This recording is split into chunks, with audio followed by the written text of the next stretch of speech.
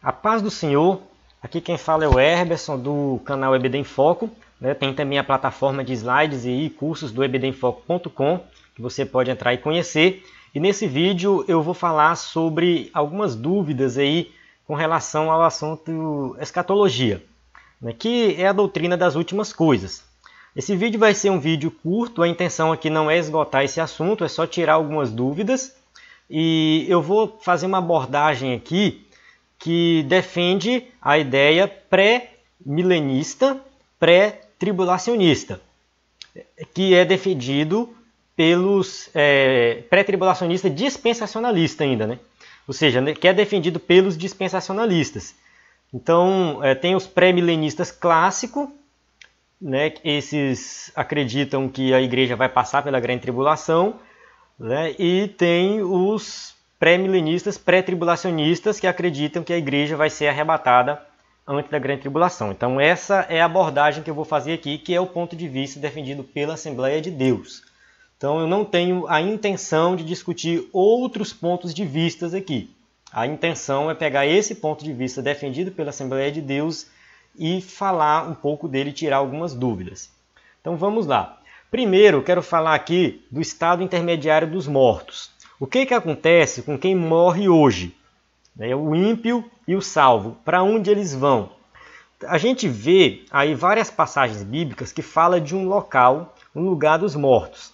Para o ímpio seria um lugar de sofrimento e para o crente, o justo, né, um lugar de descanso, paraíso. Geralmente a gente fala inferno e céu. Porém, é mais correto dizer que seria o paraíso ou o seio de Abraão, como a gente vê na história do rico e do Lázaro, né, e Hades ou Sheol, né, que é um local de sofrimento para os ímpios. Não é um lugar que o diabo está, é um lugar que Deus preparou para os ímpios, né, aqueles que não serviram a Deus. Então, quando a gente lê a história do rico e Lázaro, pode ver que lá não é usado, assim, alguns chamam de parábola, né, porém, não tem característica de parábola.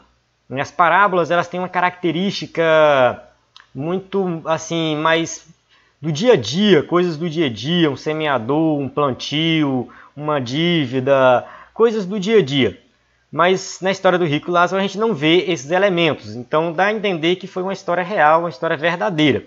E o que acontece lá? Lá um conhece o outro, então significa que eles têm lembranças aqui da terra.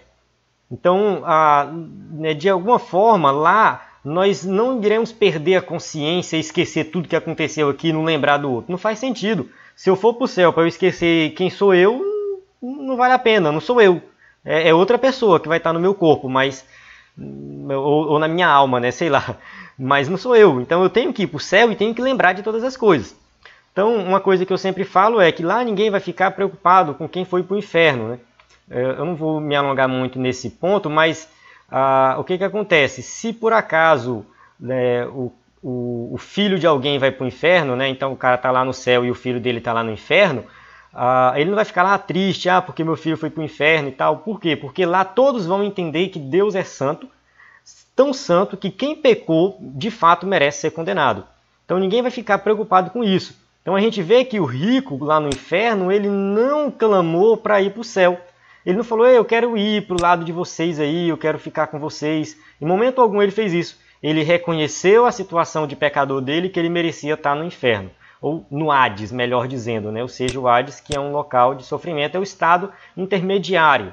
Né? Ou seja, e o paraíso, que alguém pode chamar de céu, não tem problema nenhum, é um lugar de descanso para os justos. Então a alma dos justos vão lá para o paraíso e a alma dos ímpios vão para o Hades, até a ressurreição.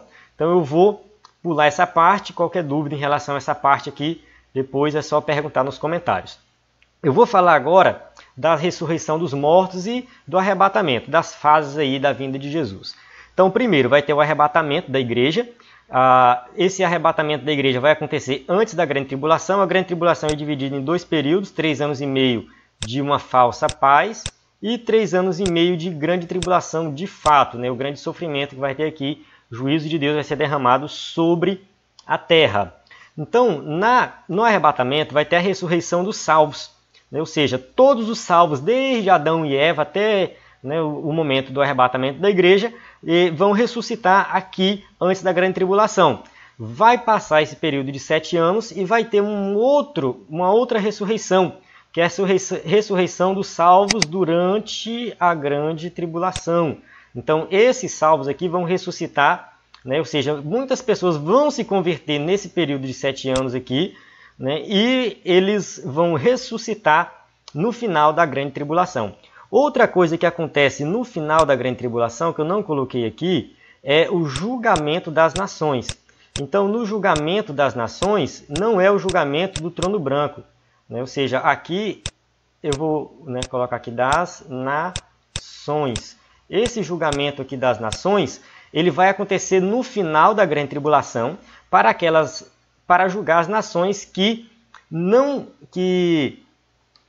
caso, que foram contra Israel. Então, as nações que receberam a marca da besta.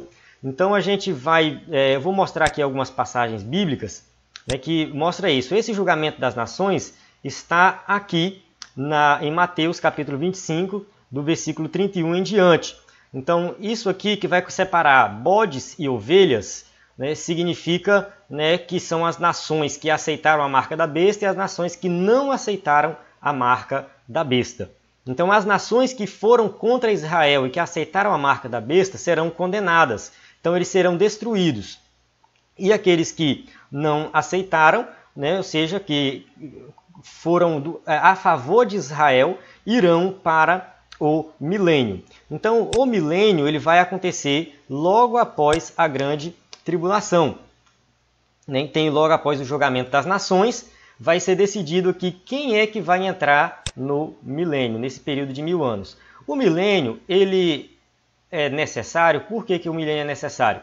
Porque é uma promessa do Antigo Testamento do reino de Israel que Deus prometeu, que Cristo ia reinar, que Israel ia ter uma porção de terra e tudo mais. Então, se a gente lê algumas passagens do Antigo Testamento, por exemplo, Isaías 11, né, aqui, 10. Naquele dia as nações buscarão a raiz de Jessé, que será como uma bandeira para os povos, e o seu lugar de descanso será glorioso.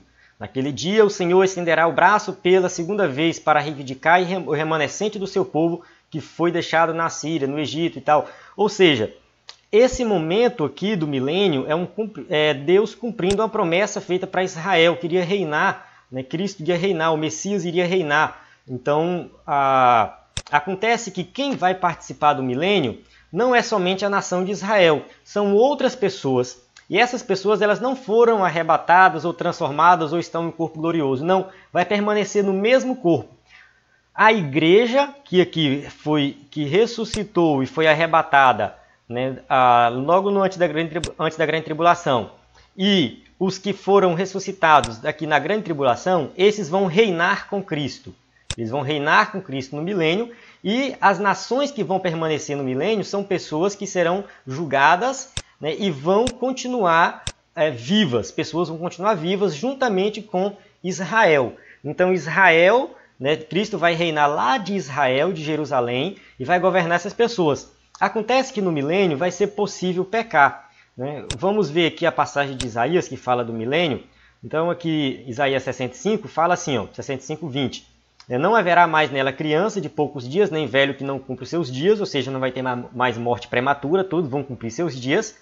Aí ele fala assim, porém o pecador de 100 anos será amaldiçoado.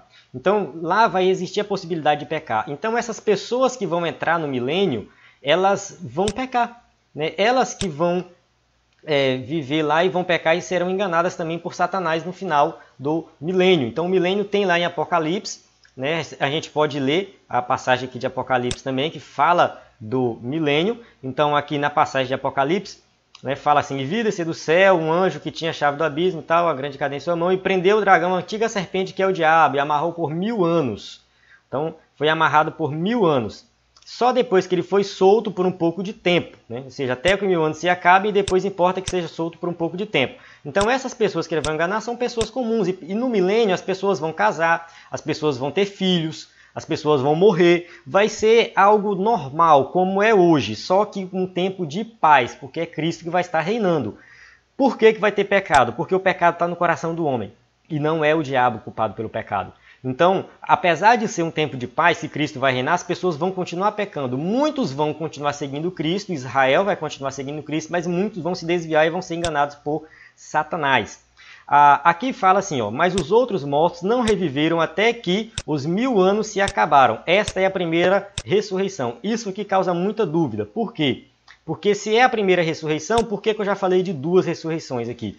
Então vamos entender isso aqui, ó. A primeira ressurreição ali faz referência a essas 2 ressurreições, porque é considerada uma ressurreição só, que é a ressurreição dos salvos. Ela acontece em 2 fases. Então eu também tinha dúvida em relação a isso, mas esse ponto de vista pré-tribulacionista exige isso, né? Se o ponto de vista for só pré-milenista, mas não considerar a tribulação, aí tem só uma ressurreição mesmo. Mas se a gente considerar que tem a grande tribulação e a igreja vai ser retirada da grande tribulação, porque a grande tribulação é para Israel e não para a igreja, então essa primeira ressurreição ela tem 2 fases. Ela tem essa primeira fase e essa segunda fase. Então essa é a primeira ressurreição, ressurreição aqui dos salvos. Quando acabar o milênio, né, no final do milênio, vai ter a ressurreição de todos os ímpios para o juízo eterno. Na verdade, todos os ímpios e os salvos do milênio. Então, aqui durante o milênio, muitos vão ser salvos, muitos vão se desviar, muitos não são salvos e tudo mais. Acontece que quando terminar o milênio, que Deus destruir mesmo todos os inimigos ali de Israel, destruir todos que foram enganados por Satanás e acabar tudo, vai ter uma ressurreição e aí vai ressuscitar todo mundo. Aqui ressuscita tanto os salvos durante o milênio, que morreram durante o milênio, quanto os não salvos, e aí tem o juízo final. Então, a gente vê que vai ter essa outra ressurreição aqui, né, que é a ressurreição que vai ter o juízo final e o julgamento final. Há algumas dúvidas aí que surgem com relação a esse julgamento das nações, né? Algumas pessoas confundem o julgamento das nações com o juízo final. Então, o juízo final é o que está lá em Apocalipse. Então, Apocalipse 20 tem o juízo final.